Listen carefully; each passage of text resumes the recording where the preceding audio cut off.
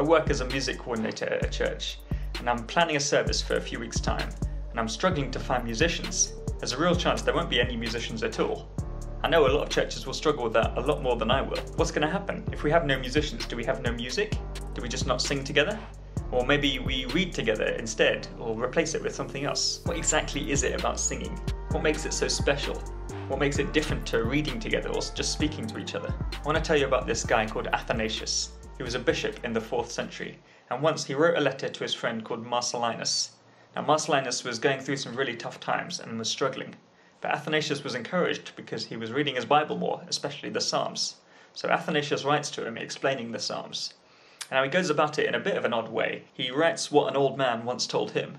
I'm not sure if it's a literary device or if it really happened. The bulk of Athanasius' letter is explaining the Psalms. He explains how the Psalms speak for David, how they speak for Jesus, and how they can speak for us as well.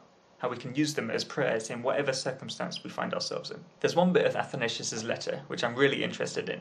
It helps us understand what it is about singing which makes it different to speaking. Athanasius says, "But we must not omit to explain the reason why words of this kind should not be merely said, but rendered with melody and song."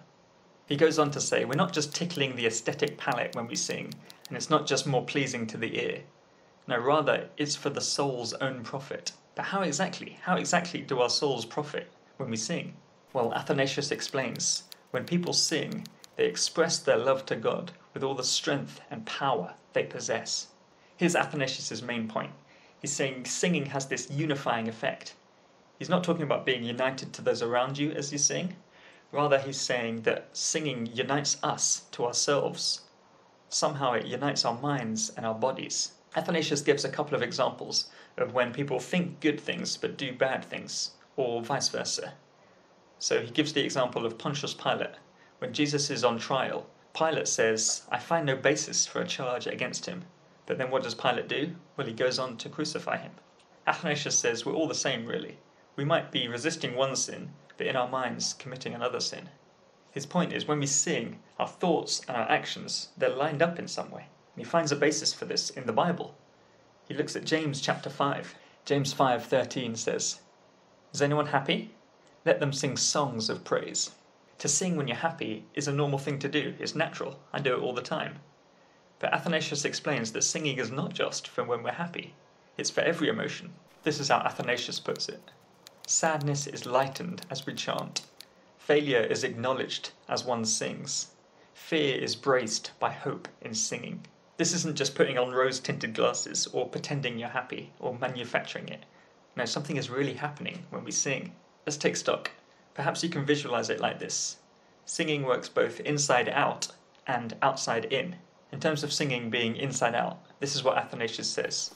We sing not from any mere desire for sweet music, but as the outward expression of the inward harmony. You can think of it like an instrument being in tune. When a violin is in tune, it makes a beautiful sound when you play it. But singing also works outside in. This is a great quote from Athanasius.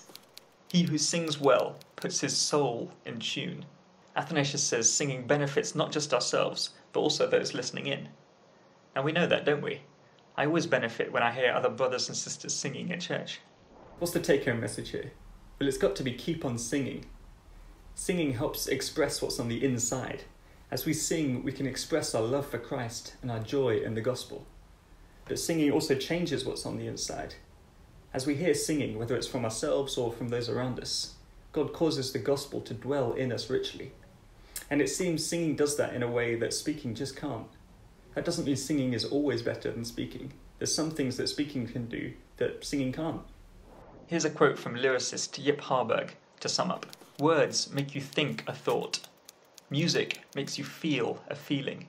A song makes you feel a thought." Athanasius explains what exactly it is about singing that makes it different to speaking. It's worth noting Athanasius would also have us sing the Psalms themselves. He says as you do that you join in with the saints and even join in with the Spirit himself. I've made a few videos now about what people in the past have written about Christians singing together as the church. My hope with these is that you read them yourself. There's a link in the description for Athanasius' letter if you want to find out more.